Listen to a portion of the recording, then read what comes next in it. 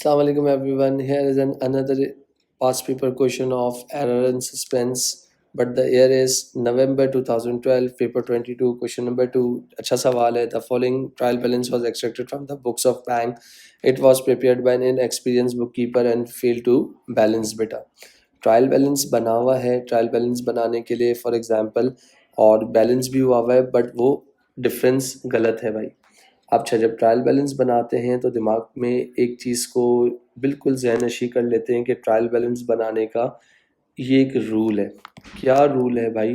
Trial balance में दो चीज़ें आती हैं. एक आती हैं भाई डेबिट कॉलम आता है, एक आता है क्रेडिट कॉलम आता है भाई.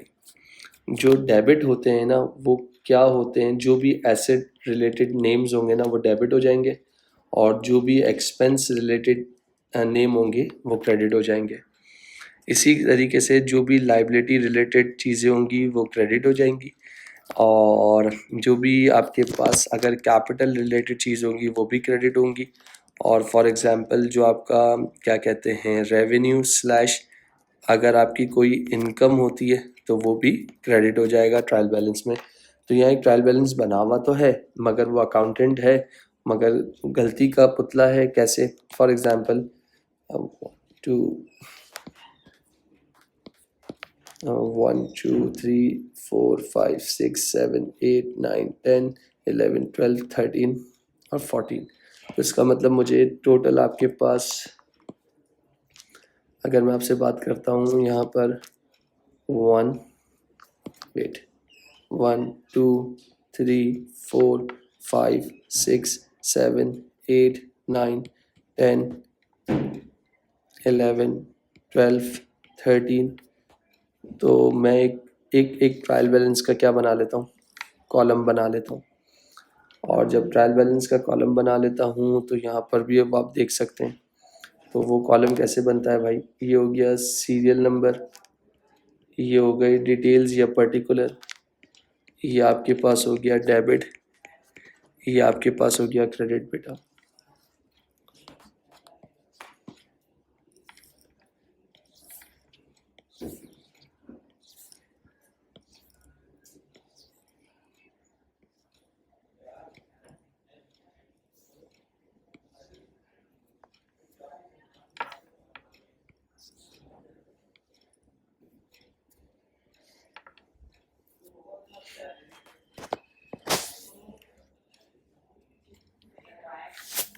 भाई ये ट्रायल बैलेंस का मैंने कॉलम बना लिया.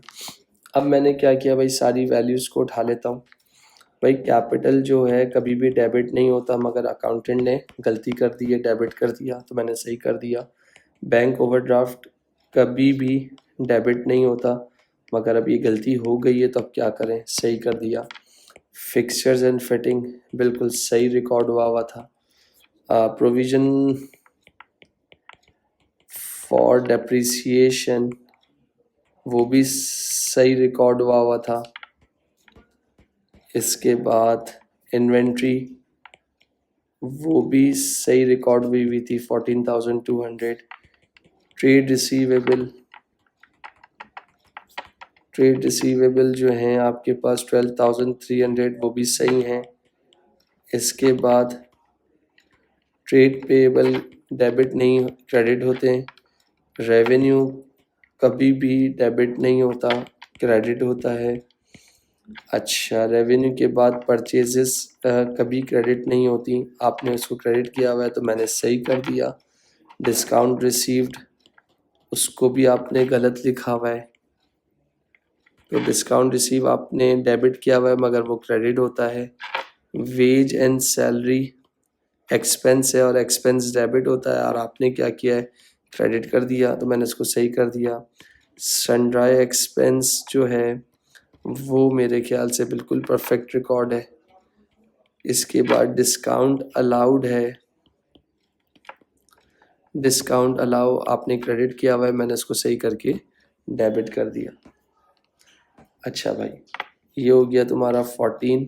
और इसके बाद अगर मैं बात करता हूँ, अब ये जो मैं इसका टोटल करूँगा ट्रायल बैलेंस का और मुझे ये देखना है कि टोटल करने के बाद मेरा ये सही आ भी रहा है या नहीं आ रहा, कि वहाँ पर असल में मेरी गलती है का। तो अगर मैं इस ट्रायल बैलेंस को कैलकुलेट करने की कोशिश करता हूँ तो मैं डेबिट को सबसे पहले कर लेता हूँ 14,100 plus 14,200 plus 12,300 plus 51,000 plus 26,000 plus 34,000 plus 620 plus, तो 152,220 बनता है। क्या बनता है भाई? 152,000, और देखा जाए तो ये 152,220 बेटा, ये आपकी कौन सी साइड थी? Debit side. और अगर आप इसी की क्रेडिट साइड का टोटल करो तो ये बराबर नहीं आएगा। अगर आप क्रेडिट साइड का टोटल करते हो तो ये बराबर नहीं आएगा। क्या आएगा ज़रा वो भी चेक कर लेते हैं करके। 18240 plus 3,000 plus 8,800 plus 9,900 plus 1,10,000 plus 1,800 plus, तो ये कुछ तुम्हारा बनता है। इन सब का टोटल जो बनता है वो कितना बनता है भाई? मैं ऐसे ही रैंडम लिख रहा हूँ, वो क्या बनता है? 151,740। तो इसका मतलब इक्वल तो नहीं हुआ, तो माइनस 152,220। तो इसका मतलब जो डिफरेंस आया है ना, उस डिफरेंस कितना आया है, उस डिफरेंस को मैं क्या नाम दूंगा? सस्पेंस। कितना आया है डिफरेंस? 480 का। जब 480 इस अमाउंट में डल जाएंगे तो ये भी क्या हो जाएगा मेरा? सेम हो जाएगा। तो ये मेरा क्या खुला? सस्पेंस खुला है। और किस साइड पे सस्पेंस खुला है? क्रेडिट साइड पे खुला है। तो ये हो गया। जब इस तरह का related trial balance related question आए तो अगर वो बैलेंस नहीं हो रहा, जिस जगह पे भी इशू होगा उस जगह पे सस्पेंस ओपन हो जाएगा। तो this is the answer of part A, जो कि 9 मार्क्स का था। उसको बोला name the type of error 1 till 3। 1 वाले की टाइप बतानी है, 1 to 3 सेकेंड वाले की बतानी है, थर्ड वाले की बतानी है। ये तीनों वो एरर्स हैं नॉट अफेक्टिंग वाले हैं। तो अगर मैं यहाँ पर पार्ट बी सॉल्व कर रहा हूँ तो भाई पहला था sale of goods 200 a Winscom had been posted to a Wilson. तो ये क्या हो गया आपके पास? कमीशन हो गया। अच्छा, इसके बाद अगर मैं आपसे बात करने चाहता हूँ purchase of fixtures and fitting had been posted to purchase account, तो इसका मतलब ये आपके पास क्या हो गया? प्रिंसिपल हो गया। इसके बाद ये 1,500 की वेजेस थी, उसको बैंक में डेबिट कर दिया और वेजेस में क्रेडिट कर दिया, यानी पूरा रिवर्स कर दिया, उलट पुलट कर दिया। तो इसको कहते हैं कंप्लीट रिवर्सल। तो ये पार्ट भी मेरा क्या हो गया भाई? अल्हम्दुलिल्लाह कंप्लीट हो गया। इसके बाद जो नेक्स्ट पार्ट में उन्होंने बोला था प्रिपेयर जर्नल एंट्री 1 till 4 की जर्नल एंट्री बना दो।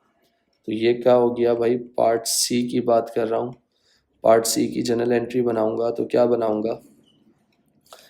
सबसे पहली वाली इसकी बना देता हूँ, विंसकॉम डेबिट कर दूंगा 200 से और सेल्स को क्रेडिट कर दूंगा 200 से। तो ये बनानी चाहिए थी, मगर अकाउंटेंट ने क्या बनाई? विल्सन 200 से डेबिट और सेल्स 200 से क्रेडिट, ये विल्सन ने बना दी।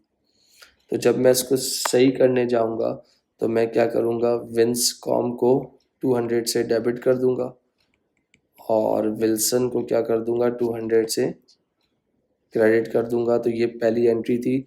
तो आपको एग्जाम में सिर्फ और सिर्फ एग्जामिनर को आपसे क्या चाहिए? दिस वन बेटा।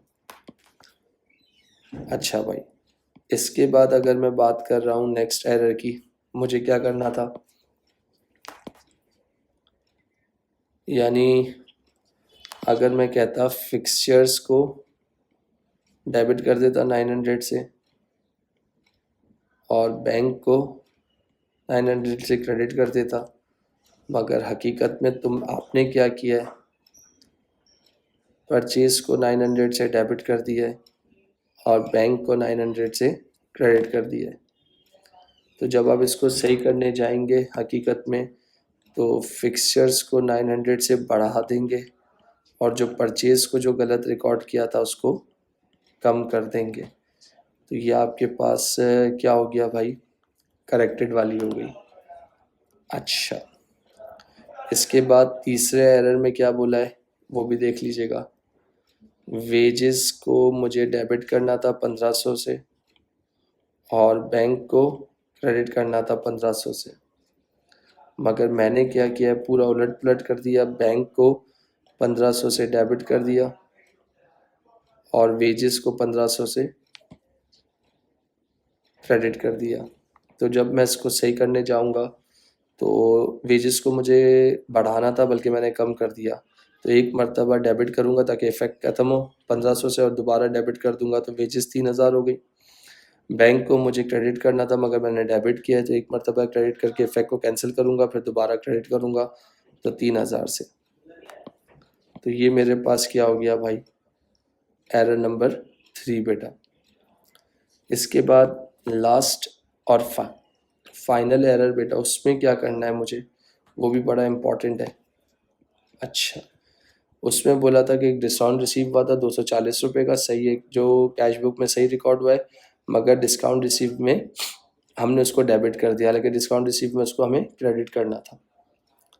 तो एक डिस्काउंट, जैसे फॉर एग्ज़ाम्पल अगर मैं बात कर रहा हूँ, क्या बोला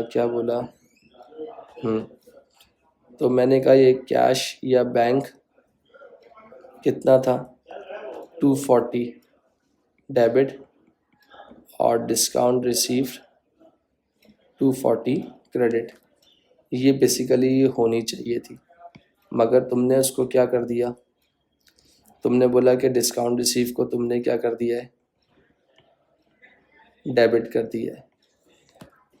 तो जब तुम इसको सही करने जाओगे इस एंट्री को, तो डिस्काउंट रिसीव जो तुमने डेबिट किया था उसको क्या करोगे, एक मरतबा क्रेडिट करोगे तो इफ़ेक्ट कैंसिल होगा, फिर तुम दोबारा डिस्काउंट रिसीव को सही तरीके से रिकॉर्ड करने के लिए क्रेडिट करोगे। तो इसका मतलब सस्पेंस तुम्हारा कहाँ खुल गया। अगर मैं बात कर रहा हूँ 480 बेटा, this is the answer of last transaction बेटा।